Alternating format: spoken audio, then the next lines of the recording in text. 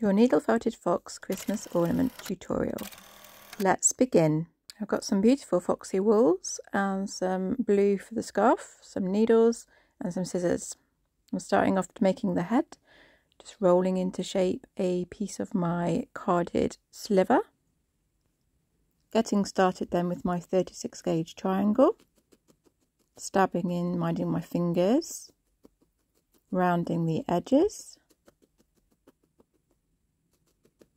Then stabbing the other end. I'm speeding this up because it takes a little while. I'm aiming for medium firm. Rolling in my warm hands.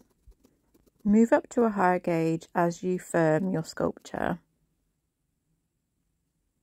I'm tapering one end and wrapping around the other end to make it a bit thicker.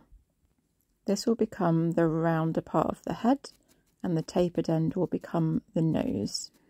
This is a very simple fox. I'm not making it incredibly detailed, but there will be a cute little detailed face on it a bit later on. Don't forget to subscribe so you can keep up to date with all my tutorials.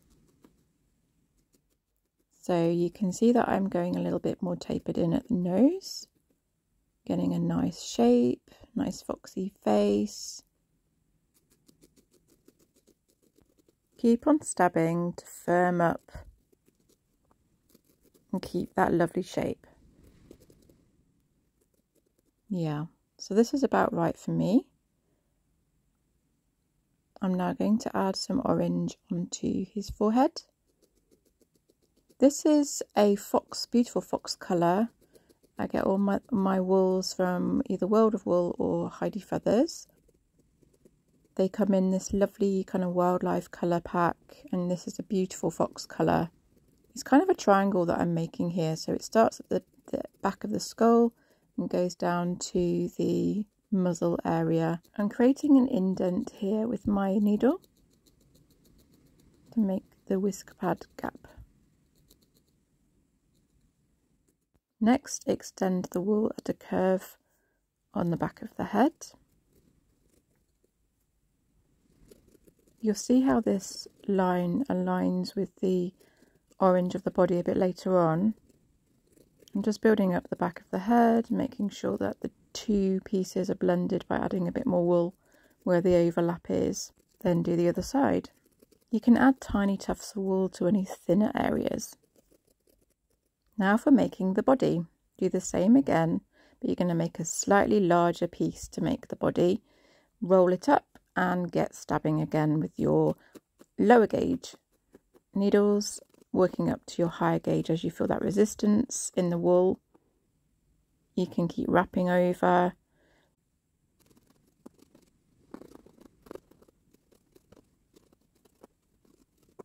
You can check how big it is compared to your head, but I haven't gone for huge body compared to the head. So I'm wrapping over a little bit more at the base. His bottom area is going to be slightly wider than the neck end. Speeding up. This takes a little while to keep firming up. You want it to be not too soft and not too hard. I'm wrapping a fair few times with this as well. Smoothing the shape by rubbing in my hands as well. Then we can move on to attaching the head to the body. I'm going to start off with a piece of the core wool that's going to go on the head. And that can then be stabbed into the top of the body. The trick here is to keep it very centred, dead on. So just check for the other side. It's going to go here in the centre. The fluffy end is going to go into the body. And the bit that I folded, I am simply stabbing into the underneath of the head. Stab it deeply and well so it does not fall off when you give it a bit of a tug. Then you're going to take the neck end of the body and place the head over it. The tassely bits, fluffy bits are going to go into the body. Try and keep it really dead centre. I'm going to stab deeply with my 36 gauge triangle because it's very strong. Go right through from the head, right through the neck to the body, pushing those fibres into the body. Make sure it's centre. That's it. And then just keep stabbing. This takes a little while, as long as your head does not roll off and it's firmly in place. This is building up, making a bit of a neck as well. You could have used the orange here, but I'm just using the cream, so it's easy to show you. Now I'm wrapping my orange around as a neck piece, and that will also stab into place. So it's two ways. You're stabbing 3 from the head to the body, 3 from the body to the head, and then wrapping around as well. If you're wondering where I get my needles from, they are brilliant quality needles. They're from Heidi Feathers, and I'll drop a link in the description below. And the head is on. Brilliant. I'm going to add a little bit more of the orange here to blend all of the joins together. Nice smooth kind of finish there. And at this point I also noticed that the other side wasn't quite equal, so I wanted to get as symmetrical as possible. So adding a little bit more of the orange to make that little curve match the other side. And then for the face details, this is my favourite part. So I'm taking a little bit of a brown and making a divide between the whisker pads, bringing it up to make a little smile. So you can really go for however you want to make the fox. You can make him grumpy, you can make him happy. I'm hoping for Christmas you want to make him quite jolly. Doing the other side. Then taking a very, very tiny piece to make the nose. Almost like a little kind of roundish triangle, just so that it sticks out a little tiny bit. Be very careful of your fingers at this point when doing the detail. I'm using a higher gauge needle. Go up right to a 40 gauge triangle at this point, and so that it pokes in fine. There we go, little nose. And then I'm using my fingers to shape it. I'm going to add a tiny bit of orange here as well. I feel like there's a little gap there. So you can go with doing whatever you like just to make it how you want it. I'm a bit of a perfectionist, so I'll probably carry on for a little bit longer. I can actually make this fox in a couple of hours, so once you've made one, you can probably make a few for your friends and family. Not sure what I'm doing with this one. I might give it to my mum. She's been a bit poorly recently. So next, I'm making the eyes. Now you can have an open eye. I like to have a little sleepy winter fox. So to make him look like he's sleepy, doing a little curve, like a little U shape. This is just at the join between the orange and the cream. Make sure you do exactly the same on both sides. And there we go. How cute is that little face? The next step is the foxy ears. So I am quite simply making little triangle shapes from my brown carded slivers. Make sure you do the same with both. Wherever you've got 2 pieces, you need to keep them exactly the same kind of shape. Using my needle very carefully to shallow felt the shape, bringing the edges in, making it more of a triangle shape. And I'll do the same with the other one as I go. Keep turning over, bringing the shape in, smooth the edges. Check the ears on your fox to make sure they're not too big or too small. When felting flat pieces such as ears, you can use a multi-tool with several needles at once to make it quicker. I'm now using my scissors to trim any loose fibres. Once you've got your basic ear shapes, I'm going to add some orange to both sides. This is to add some colour up the length of the fox's ears, but also the fluffiness is great for attaching the ears onto the head. So I'm adding it one side on both ears, and then I'm doing the other side, as you can see, so that these will be ready for attachment. I'm adding a little bit of the cream coral. It will show through, so to go really shallow and go at an angle.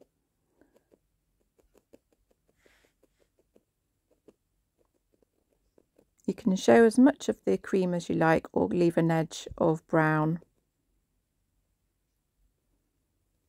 It's showing a little bit, that's fine. I'm going to snip off the excess. So for attachment then, I'm placing the ear edge on and simply stabbing in all of those fluffy bits into the head.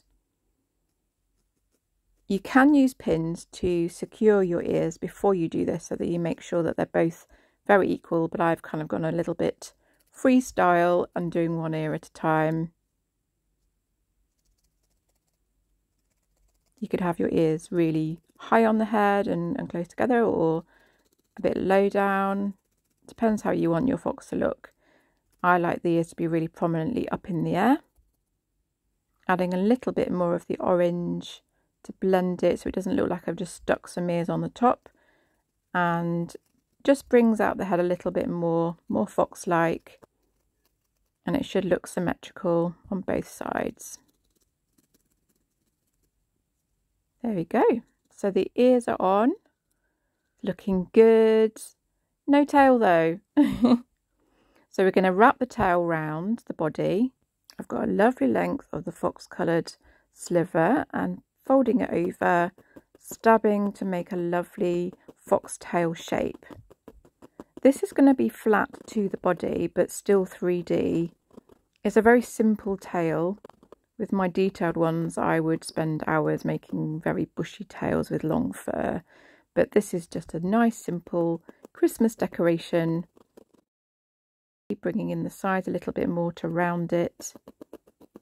What you'll need to do is keep checking back on your fox's body. You don't want it too huge for the fox, but equally you don't want it to be a little tiny tail. So I'm just going to go around and check. Yeah, I think that thickness is great. Okay, so I'll carry on a little bit more. I'm going to make that end really round, but then it's going to go thinner towards the end that I'm going to attach to the body. Keep turning it over, shallow felting. Now I'm adding a little bit of the cream to the end. It really doesn't matter if the cream goes through to the other side, because you won't be seeing the other side. This is the bit that's going to be attached to the fox. Adding a little bit more to even it out. Adding a little bit of the orange, very, very thin wispy bits to blend it lovely along that join. Great, now I'm turning it over. I don't want to see any orange that end, so I'm pushing in with my needle the orange bit so that it's just the cream that overlaps. There we are. Now for narrowing the width along the length of the tail. So the end is the really wide bushy bit, and the bit towards the base of the tail is a little bit slimmer. For attachment then, it's going to wrap all the way around the body. It's almost like the fox is all snug in its own little blanket of a tail, like so. And to fix it then, I don't want it completely flat. I want it to still kind of come out very 3D to give the illusion it's a thick tail. I'm prodding my needle with the tufty end right down the centre base and then wrapping it round.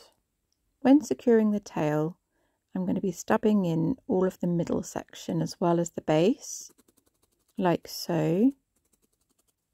And then also defining all of the edges, making sure that the tail looks like it's separate from the body and not part of it, giving the illusion it's wrapped around like so.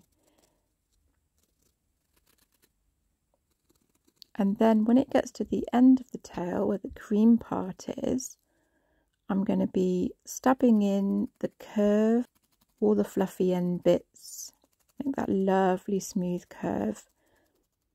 Use your fine needle to smooth over any holes. You can use a little bit more wool if you need to. I wanted to thicken it a little bit more and make it really stand out and make that lovely curvy shape around the bottom area.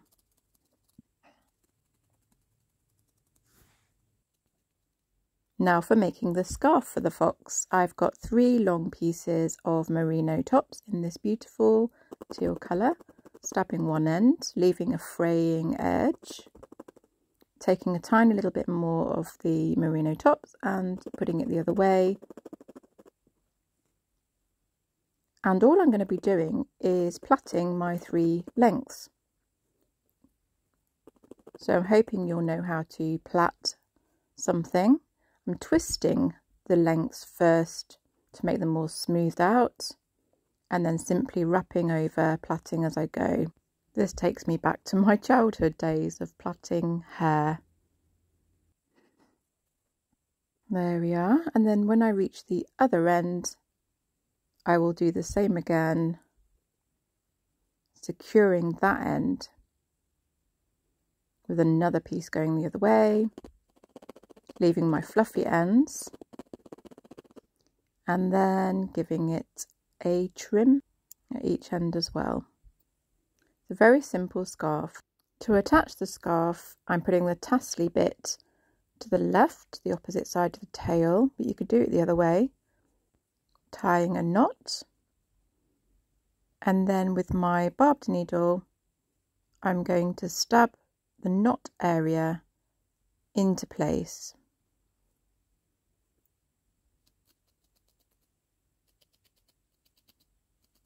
You can also stab along the rest of the scarf at various points to keep it in place as well. And there he is, all ready. Now you can leave him as he is, or you might want to add a hanging loop to go on your tree. Cut off your desired length of spun wool to make a little cord and stab the ends directly into your fox's head. It looks a bit painful, I know, for your little fox, but a good old stab and he's ready to hang on your tree. There you go, or you can hang him up on the mantelpiece maybe with your Christmas stocking. I hope you enjoyed the tutorial and really love your little Christmas fox ornament. You might want to watch this tutorial next.